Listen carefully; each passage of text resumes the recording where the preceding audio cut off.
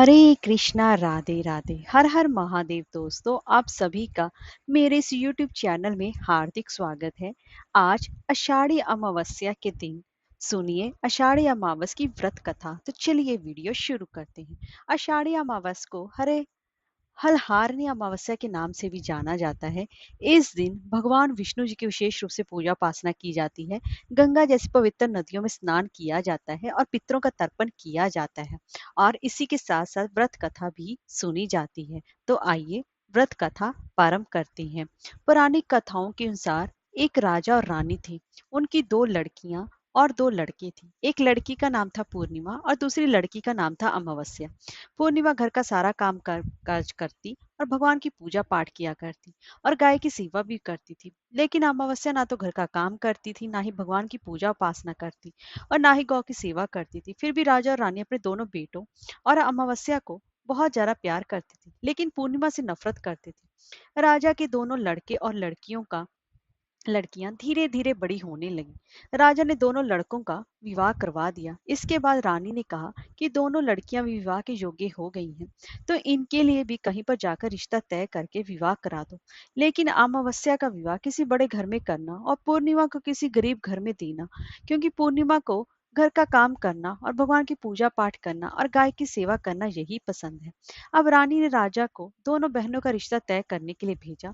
तो राजा अपनी पड़ोसी राज्य के राजकुमार से अमावस्या की शादी का रिश्ता तय कर देते हैं और उसी गांव में एक गरीब लड़के से पूर्णिमा की शादी का रिश्ता तय कर देते हैं। राजा अपनी रानी को दोनों बहनों की शादी के रिश्ते के बारे में बताते हैं। तो रानी अब सोचती है कि पूर्णिमा की भगवान कैसे मदद करती हैं, क्योंकि ये पूजा पाठ बहुत करती है और गाय की सेवा भी करती है। लेकिन पूर्णिमा के भाई और भौजाई पूर्णिमा से बहुत ज्यादा प्यार करते थे, क्योंकि पूर्णिमा उनका घर के काम में हाथ बटाती थी और अमावस्या उन पर अपना रौब जमाती थी। राजा इस इनके कुछ ही दिनों के बाद ही उन दोनों बहनों का विवाह करा देते हैं। और जब राजा और रानी उन दोनों लड़कियों को विदाई देते हैं, तब अमावस्या को विदाई के समय बहुत सारा धन दौलत देते हैं और पूर्णिमा को कुछ भी नहीं देते। इसके बाद दोनों बहनें अपने अपने ससुराल चली गई। अब एक दिन अमावस्या ने अपने घर पर शिव चर्चा रखी, जिसमें कि उसने पूरे गांव वालों को अपने घर पर बुलाया, लेकिन पूर्णिमा को नहीं। जब गांव की औरतें अमावस्या के यहाँ पर जा रही थी, तब पूर्णिमा अपने दरवाजे के बाहर बैठी हुई थी। तो उन औरतों ने पूर्णिमा से कहा कि तुम्हारी बहन की यहाँ शिव चर्चा है, तुम नहीं चलोगी क्या? पूर्णिमा ने कहा, मुझे तो बुलाया ही नहीं, मैं कैसे चल सकती हूँ? औरतों ने कहा, बुलाया नहीं है तो क्या हुआ, वहां तो भगवान की शिव चर्चा है, तुम चलो हमारे साथ। पूर्णिमा उन औरतों की बात मानकर उनके साथ चली गई।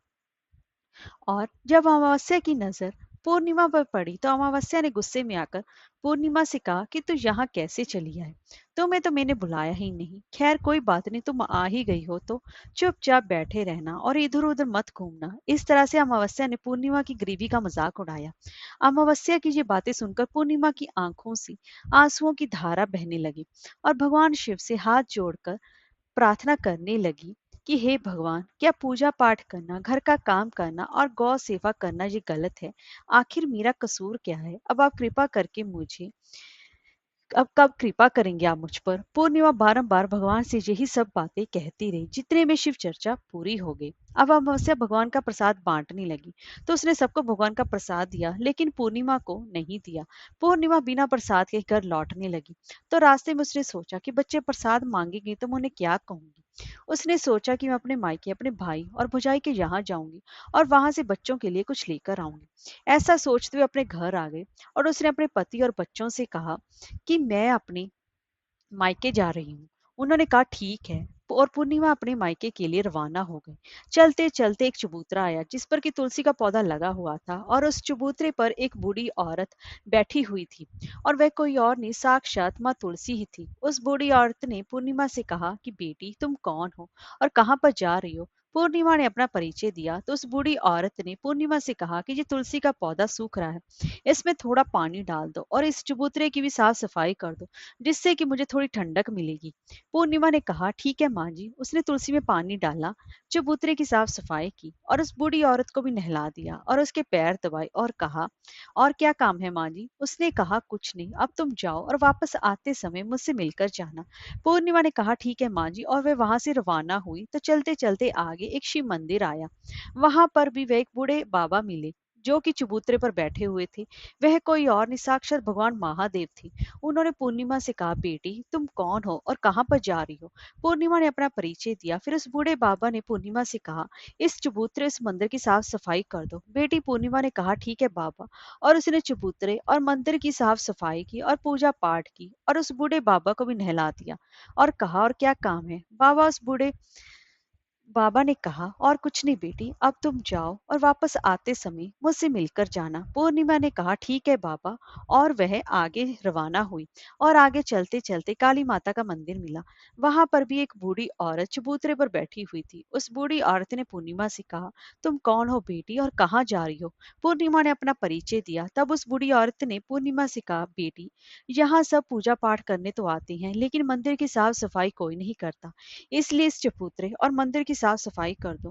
पूर्णिमा ने कहा, ठीक है माँ जी। तब पूर्णिमा ने मंदिर और चबूतरे की साफ सफाई की और पूजा पाठ किया और माता का श्रृंगार किया और उस बूढ़ी औरत को भी नहला दिया और बूढ़ी औरत के पैर दबाए। और पूर्णिमा ने कहा, और क्या काम है माँ जी?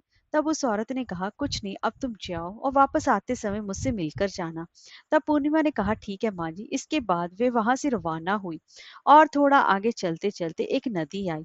नदी के किनारे भी एक बूढ़ी औरत बैठी हुई थी।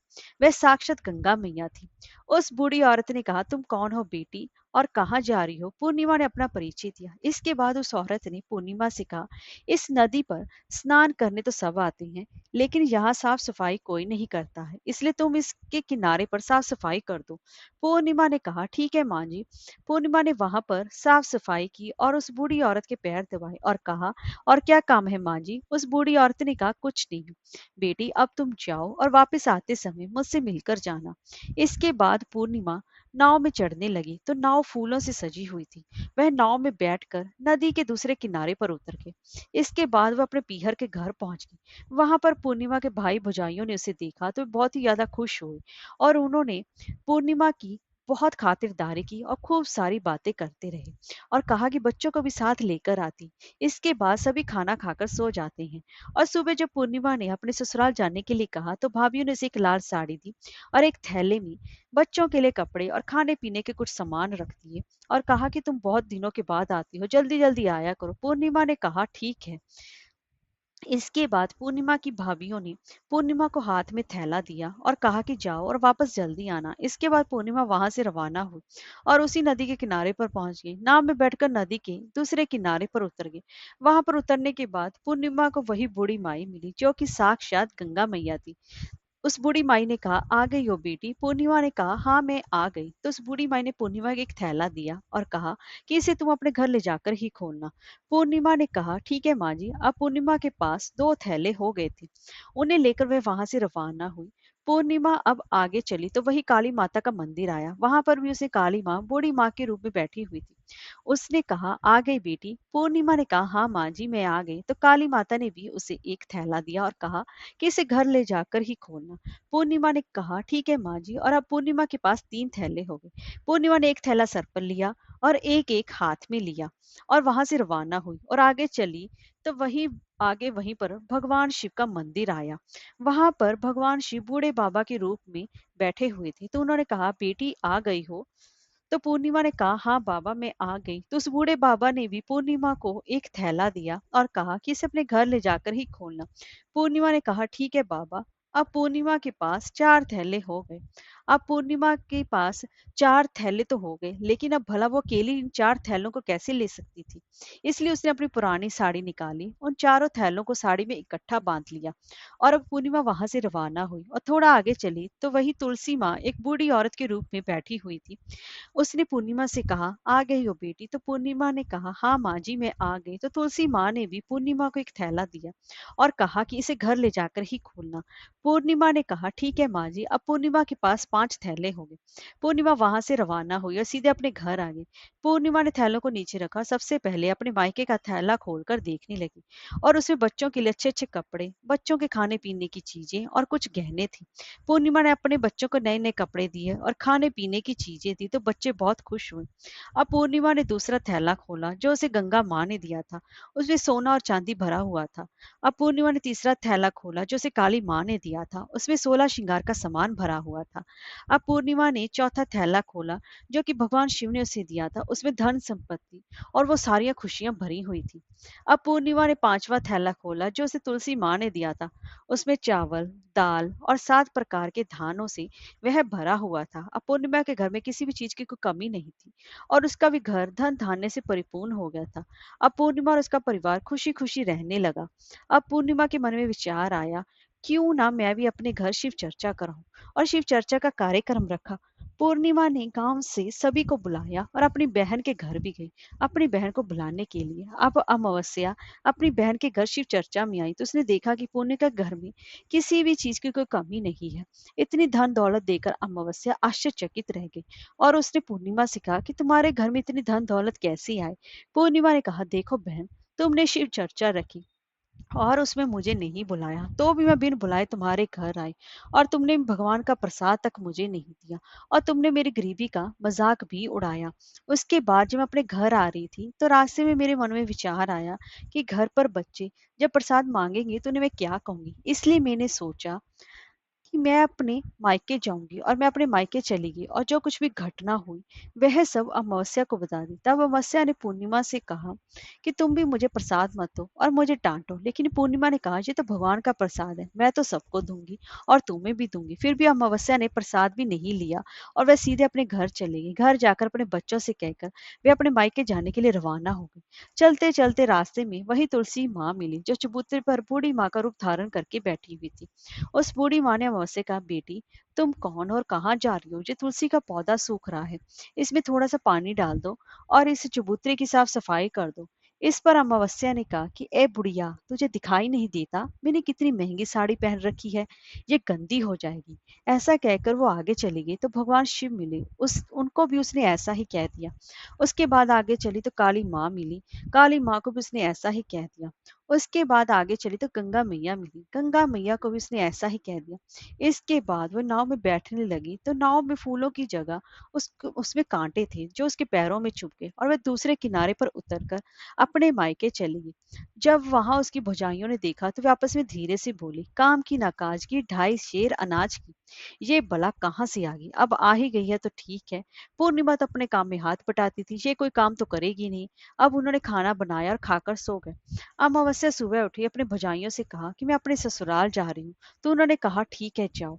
अमावस्या बोली, पूर्णिमा को तो तुमने एक थैला दिया था, अरे मुझे कुछ नहीं दोगी क्या? भौजाइयों ने कहा, तुम घर जाओ, थैला तुम्हारे घर पहुंच जाएगा। फिर वह वहां से रवाना हुई और नदी के किनारे आकर नाव में बैठकर दूसरे किनारे पहुंची। वहां गंगा मैया बूढ़ी माँ का रूप धारण करके बैठी हुई थी। बूढ़ी माँ ने कहा, आ गई हो बेटी? तो उसने कहा, हाँ आ गई। अमावस्या ने कहा, तुमने पूर्णिमा को एक थैला दिया था और मुझे नहीं दोगी क्या? बूढ़ी माँ ने कहा, तुम अपने घर जाओ, थैला तुम्हारे घर पहुंच जाएगा। इसके बाद काली माँ ने भी ऐसे ही कह दिया। इसके बाद भगवान शिव ने भी ऐसे ही कह दिया। इसके बाद तुलसी माँ ने भी ऐसे ही कह दिया। इसके बाद जब अपने घर पहुंची तो आंगन में 5 थैले रखे हुए थे।